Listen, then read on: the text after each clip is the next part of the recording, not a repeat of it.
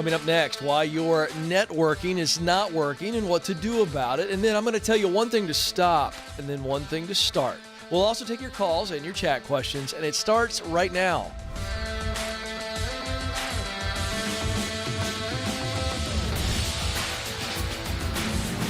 I am coming to you live from Ramsey Solutions Studios in Nashville, and you're joining a conversation about who you are, what you were created to do, where you want to do it, and how you can get there. We're talking about working on purpose, meaningful work. We're talking about getting the juice back in your Monday mornings, not being miserable.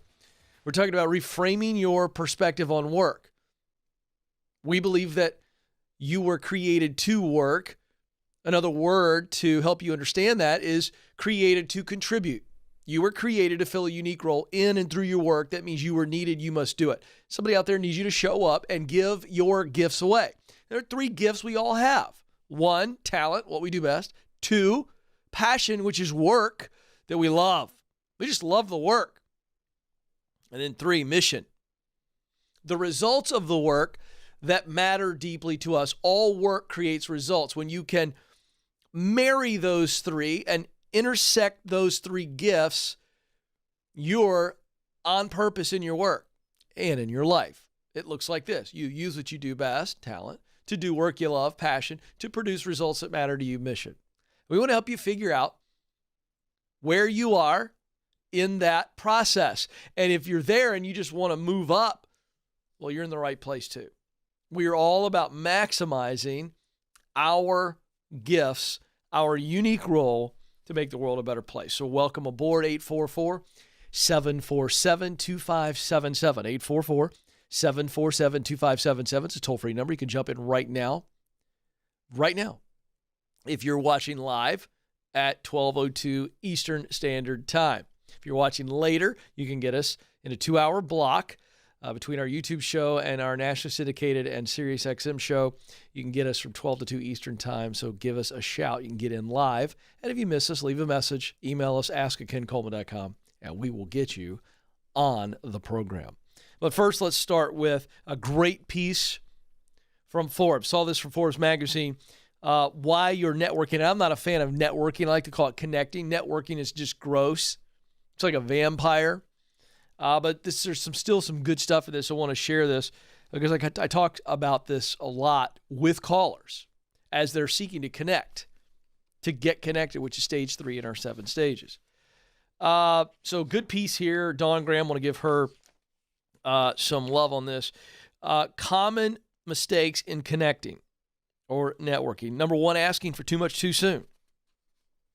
Now, I'm a fan of asking for the in-person meeting. However, there are times where that's not appropriate. And this is all based on the relationship quotient, the relationship investment that's already there. So, for instance, you don't know somebody very well. I wouldn't necessarily reach out and ask for an in-person meeting, okay? Because a phone call is probably the way to go. Why? It's less of a time commitment, less of a investment, just their intellectual and emotional investment is a lot less when it's like, hey, let's do a phone call and let's connect and see if something happens from there. Number 2, being like a machine, like a robot. You know, the elevator pitch has become, kind of romanticized because it's a wonderful idea, this idea of being able to kind of get your message out in 30 to 60 seconds. So the idea of moving from floor to floor before the elevator door opens, can you succinctly make your case? But the problem with that is in a relationship and the idea of making a real connection. There's a lot of research out there by Harvard professor Amy Cuddy that shows that people must trust you before they care about your skills, your competence, your ideas, your passion. There's got to be some connection first before they care. So take it easy on the elevator pitch. That comes when it's appropriate. Now you've got it down and you can succinctly deliver it. But you've got to build relationship first, build connection first, then you get the opportunity to introduce what you want to do. Another one, number 3, viewing meetings as one-offs. There is this, again, that's why I talked about this traditional networking idea. The reason it feels so gross for people is because we've been a part of it where we feel like somebody's a vampire. They're there to suck out the connections. that or suck out from us what they need, and then they're gone. It's a one-off. It's like, boom, you're done. You're a victim. I've left you on the road, the side of the road dead. I got what I need from you. And so we've got to be careful not to view this as one and done. You don't have just one shot. We want to, again, build conversation that leads to connection that will hopefully ultimately lead to introductions, to opportunities. 4, failing to tailor your approach. This is so true. I see this a lot with people. They'll come at somebody who's a very accomplished, maybe senior executive, or somebody who's, again, very accomplished in the field. And these people have limited time, and they're not going to just open up the drawer for you right out of the gate. And you need to not treat them just like anybody else. This is deeper relationship. Show up as a student. Make them feel valued. Don't do this one-size-fits-all conversational approach. And then finally, not assessing in the moment. The way I would say that is not reading the room. You know, the idea here is that you've got to pay attention. You know, you may hit it off right out of the gate with somebody, you may have great conversation. There's a lot of personal connections and a lot of commonalities, which could lead to, obviously, more conversations and deeper connection. But if you're getting short, sweet replies, they look distracted, looking at their phone, they're looking around the room, you got to learn how to read the room and read their body language and figure out, hey, is this thing going anywhere, or do I need to cut this off and hope to live another day? So good stuff there on how to connect the right way. And as you'll notice, everything in there, this is about relationship building, and it doesn't have to be best friend stuff, but you got to look at this just like you would building any relationship. It's got to have the trust factor and the connection factor, or it goes nowhere. 844-747-2577 is the number. Let's go to the phones. Kayla is joining us in Dublin, Ohio. Kayla, you're on the Ken Coleman Show. Hey there, Ken. How are you? Kayla, I am living the dream. How are you today? I'm great, thanks. Good. What's up? Hey, I had a question about some work I've been doing for about 2 months now. A professional organizer in my community has been paying me to just do a little bit of side help with like her Instagram account. It was just too overwhelming for her. Speaking of connections and community, that right there is my sweet spot. Connecting within my community, helping grow like small businesses is where I get kind of like my drive, my energy. I love that sort of thing, and I've mostly just done it for helping friends. So helping her with this on the side a few hours a week, I've really enjoyed it. It gets me kind of fishing throughout the community through social media, connecting with people that way for her benefit. She did say when I first started doing this that potentially we could grow it into more beyond just helping with her social media at some point. And I'm open to that idea, I think, but I've kind of thought I like what I'm doing for her at this level, and I would love to be able to help other businesses grow as well.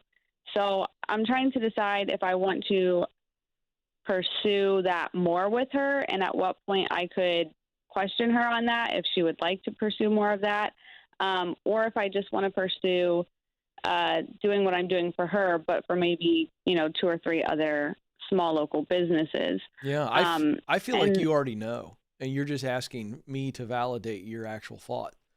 So I want to know what you actually think between the two. Do you expand your role with her, or do you do what you're doing for her now for other people? Which one is your heart? Which one is your heart choosing at this moment when you called me? It would be helping more. It's not even close. It's so obvious in the way you set it up. So if you're trying to decide between the two and your heart's saying that one, let's call that one option. Let's call that one option A. Okay. What is holding you back from saying, oh, let's do this? Or what do you want to run by me that you're kind of unsure of, despite the fact that your heart's telling you that? I guess just that she did put out there, like potentially we could do more. And how she found me was I had kind of put out on some of our local, your favorite word, network boards. Yeah. And mom boards, if anyone was looking for kind of some help that I could do part-time from home. And so she reached out to me that way. So I didn't know I don't really know, I guess, how to advertise and put myself out there in that sense. And if she saw me putting it on other boards, I don't want it to be like stepping on her toes. Like, well, I offered you further work.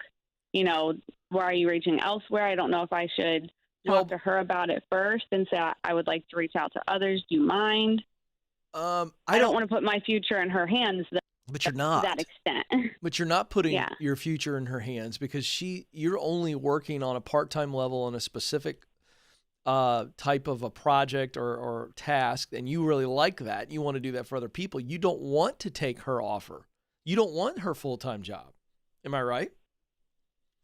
I mean, if I couldn't get anyone else, then it wouldn't be a bad thing, but it wouldn't be my first choice.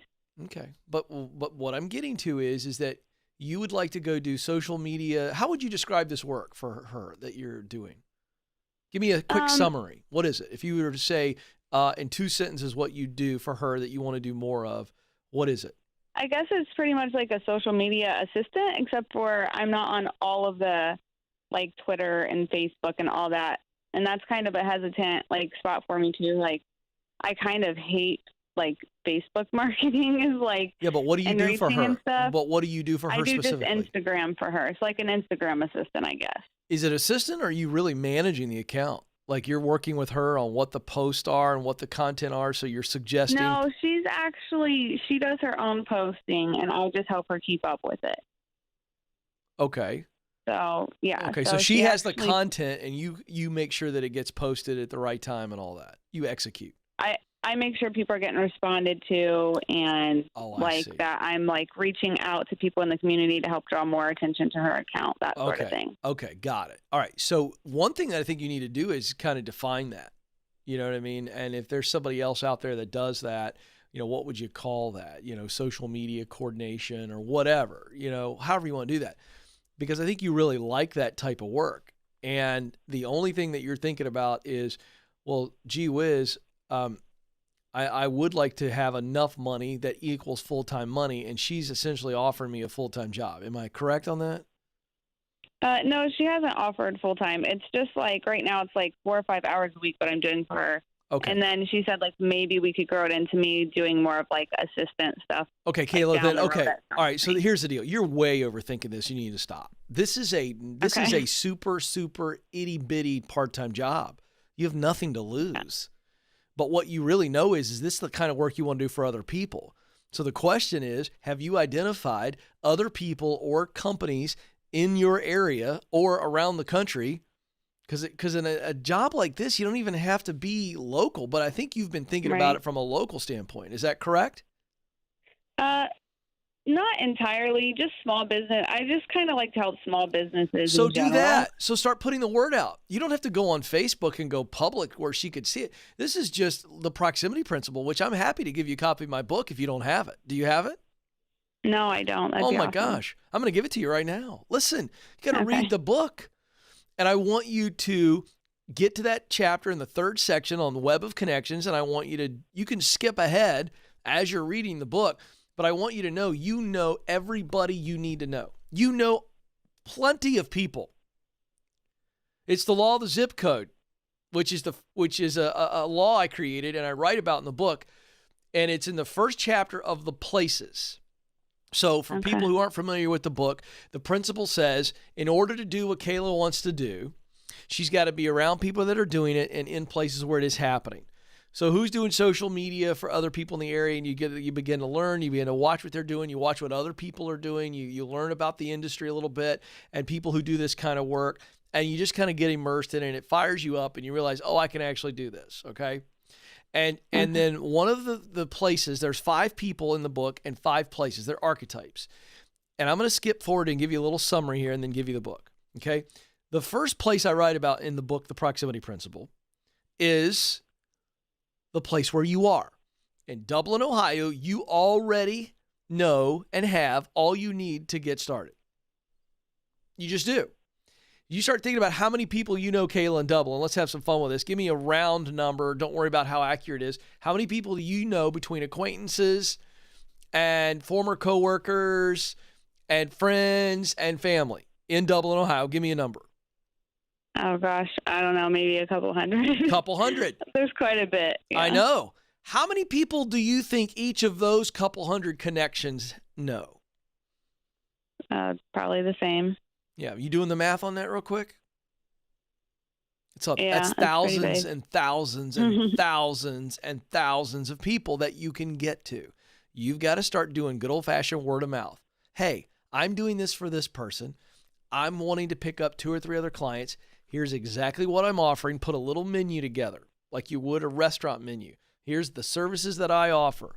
Here's how much I charge per hour. Start telling everybody that'll listen, and that's how you'll build it. Don't overthink this. Just do that. 844-747-2577. 844-747-2577. Madison, I meant to tell you, I know you're screening calls. Would you give Kayla a copy of my #1 best-selling book, The Proximity Principle? Folks, it's still a wonderful book. Came out in 2019, #1 bestseller, still selling like hotcakes. This is for people who know where they want to go, like Kayla. She knows what she wants to do. She's just not sure how to get there. And so it's all about the proven strategies that will lead you to that career you love. It'll lead you up the mountain, okay? And this book is so wildly practical. 5 people, 5 places, and then the back half of the book, the back section rather, is the practices. What do you do when you're around the right people? What do you do when you're in the right places? Because here's the formula that the book reveals. The right people plus the right places equals opportunity. So opportunities will knock on your door, and Kayla will have people who will respond to that word of mouth. They'll knock on her door and go, hey, we need you. Don't overthink this, folks. It's about the right people in the right places. It's like showing up at a train station. You want to catch a train? Where do you go? You go to the train station. So I demystify the climb in the book, The Proximity Principle, which again, Joe, I got to remind people, we have new people coming all the time. The Proximity Principle is the secret sauce to getting where you want to go. All right, let's go to Hot Springs, Arkansas. Boy, that sounds delightful this time of year, doesn't it? Austin is on the line there. Austin, you're on the Ken Coleman Show. Hi, good to talk to you, Ken. Hey, I got to ask. Good to talk to you, sir. I got to ask. Are there active hot springs there in Hot Springs, Arkansas? Yes, there are, but they're all tapped, so you can't just go to a pool and just go. So you have to actually go to a bathhouse. Oh, it's a shame, because I was just picturing myself rolling up to some hot spring there in Arkansas and hopping in there and soaking a little bit. No, can't do that, unfortunately. Right. Well, that's a shame. How can I help you today? This is actually a kind of a follow-up. I talked to you about 2 years ago. Okay, great. A little bit less. I was at a company as an assistant manager making like no money. Yep. And your advice to me was to leave so I could support my wife through nursing school, just like get a job. And so it took me, I started looking. It took me a little bit, about a year before I found something that even made more. I did get a raise at the other job. Okay, good. But I left and I'm at a job now. It's just work. I don't hate it, but it's just work and it does pay all right. But I'm trying to figure out if I should go back to that old company because they're hiring for a general manager. But I did leave on not so great terms. So I'm trying to figure out if I should even go back. Well, let's just be real. Unless I'm missing something and you fill in the gaps. If you left on not so good terms, I don't see why they would want to have you back unless you've fixed that or healed that. Am I right? So I did reach out to the boss because they're based in Nashville. Actually, the company is. It's an adventure industry, so it's a zipline park. Oh, okay. Yeah, and so there was stuff that was morally and ethically not right at our location here in Hot Springs, and I was trying to fight to do the right thing and practice the safety things as well as it possibly could. And so because of that, my general manager ended up firing me. But like, I was just trying to fight just to do the right thing. No, I get it. So when you talk to the big Yeah. when you talk to the big boss, do you feel like it's been fixed?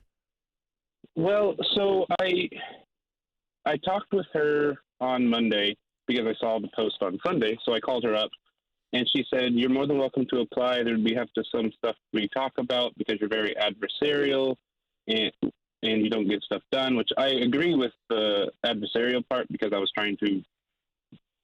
fighting against what was happening. Right. So.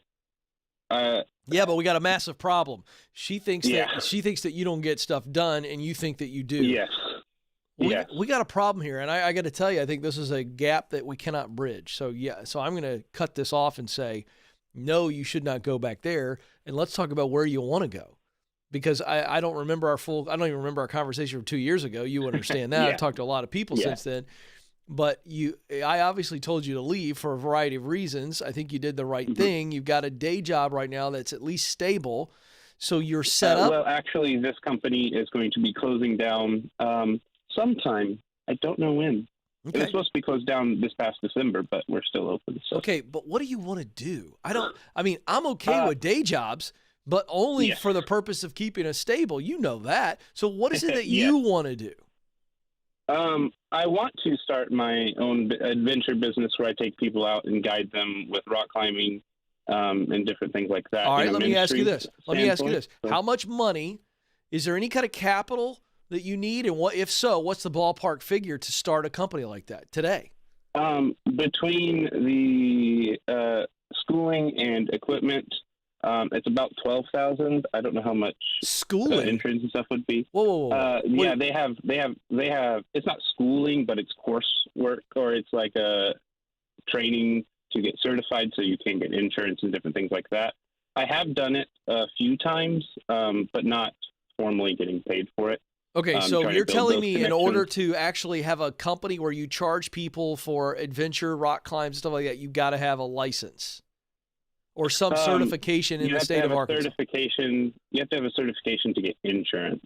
Okay, great. So that means we have to have that. So that's good to know. So we're in stage 2 right now. We're going, okay, we know what you want to do. We know the dream job is for you to eventually have your own thing. And this is something that you can start on the side.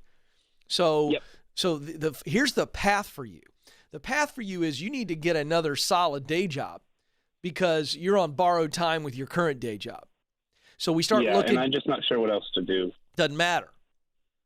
Sure you do. There's all kinds of open jobs.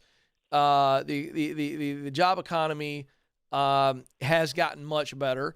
You just need to find another day job. It's a day job. So you look at what you do best. Just look at your talent line and go, here's what I've got to offer. I've got some skills and I got some experience here. I'm just going to go get a day job that keeps the money coming in. So me and the wife, we're keeping saving, and we're going to get to a point where I'm going to cash flow my way through this $12,000 program so that I can be insured.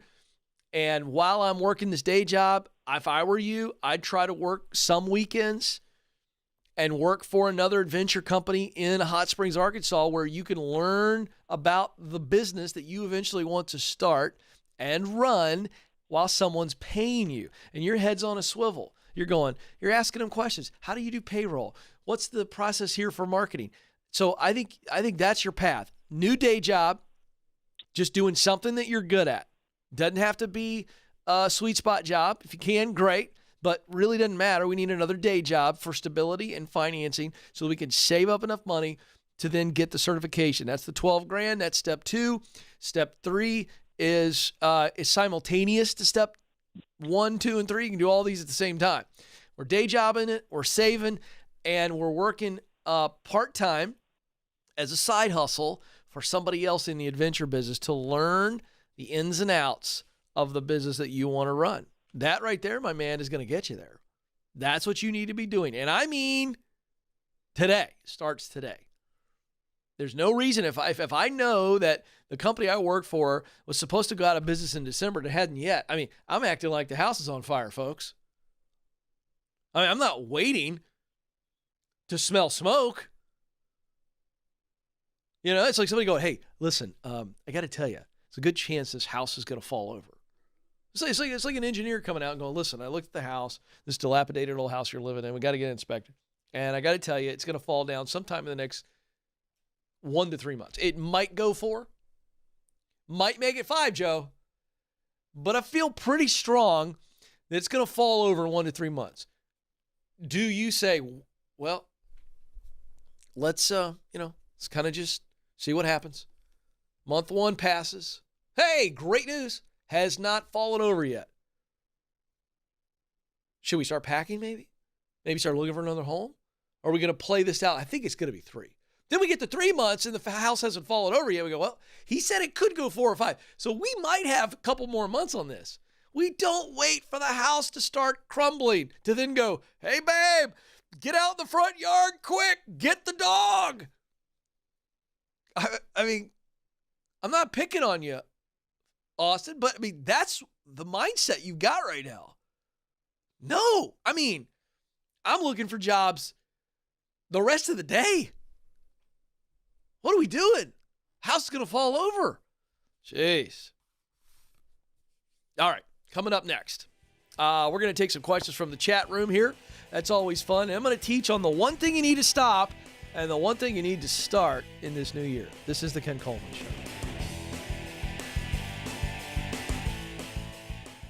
Our world is changing, but so are we. Now, we see a smile through someone's eyes. We conquer our struggles and cherish each moment because we're shielded through faith and assured by hope. And greatest of all, we love. The world is different, but so are we.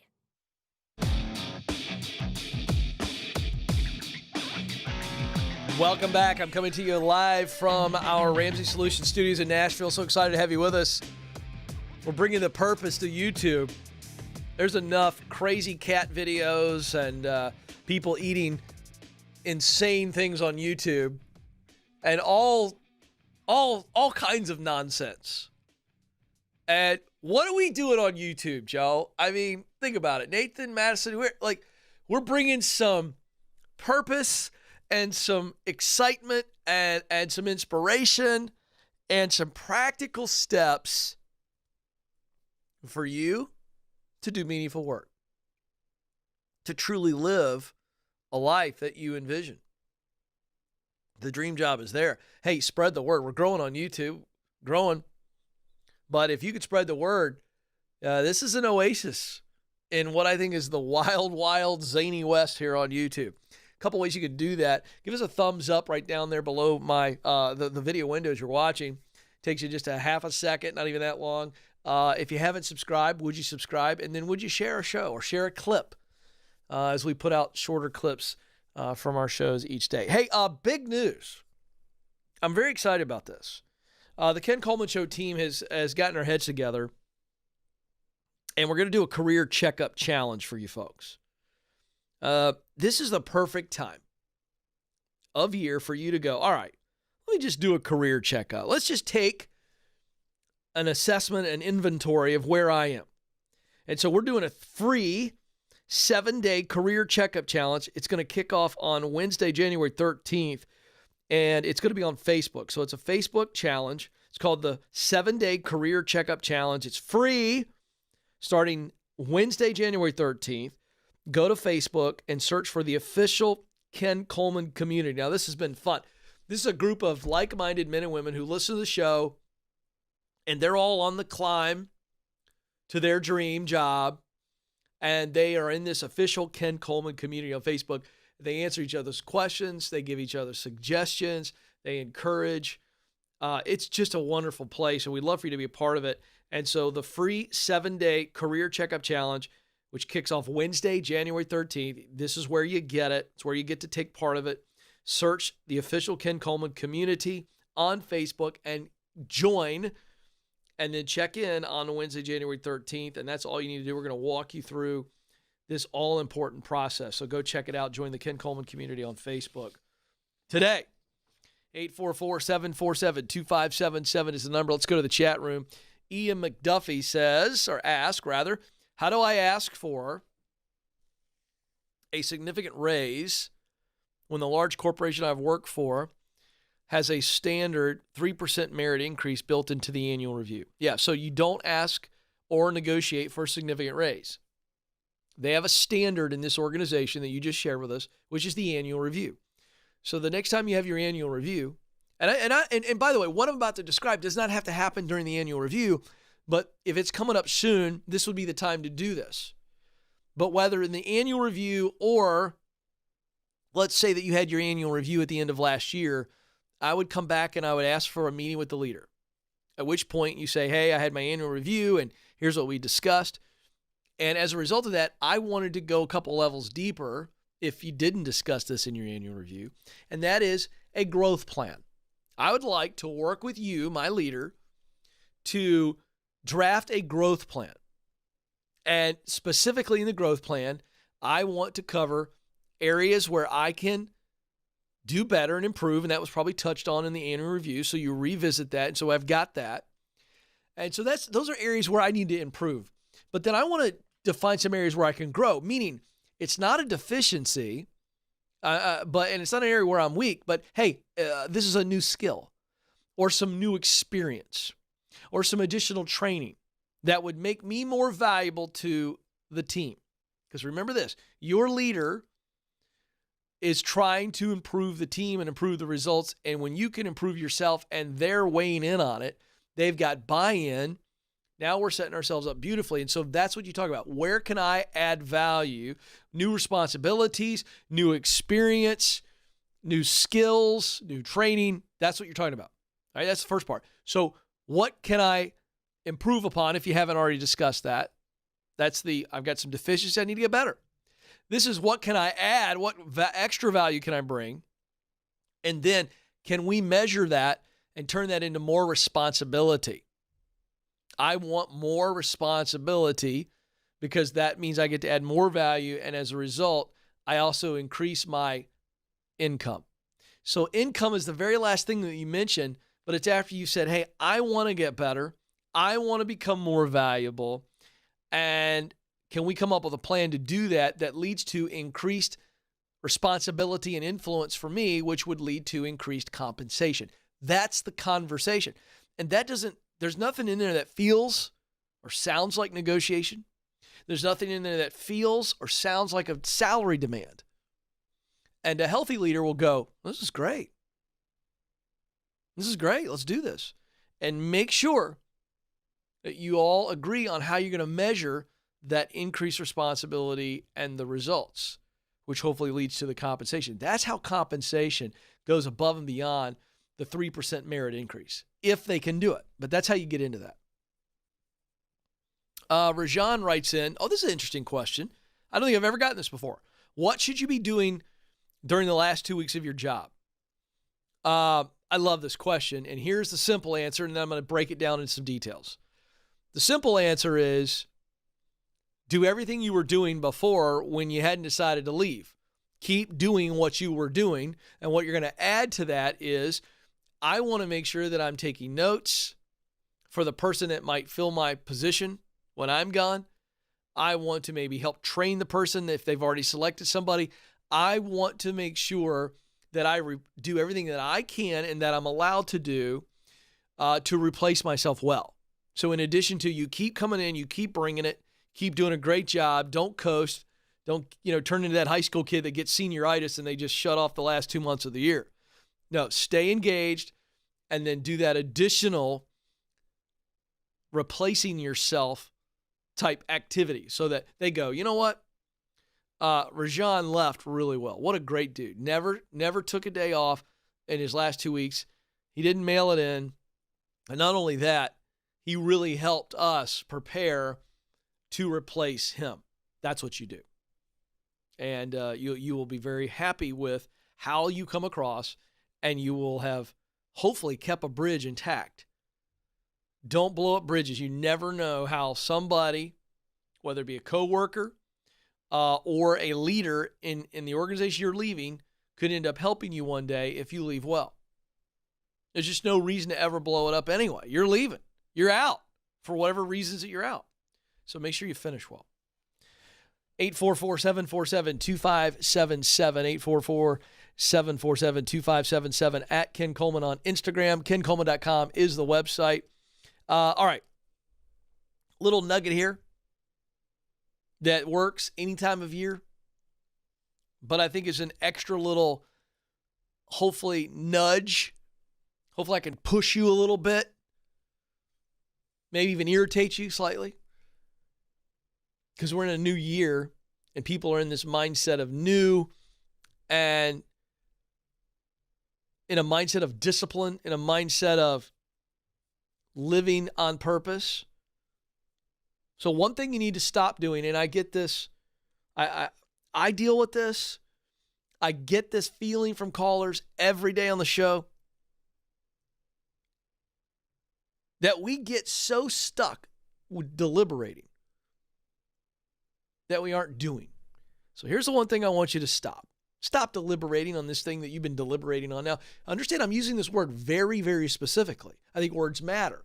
So the idea of deliberating is I've been thinking about this, and I've been weighing it, and I've been measuring it, and I've been doing all the things.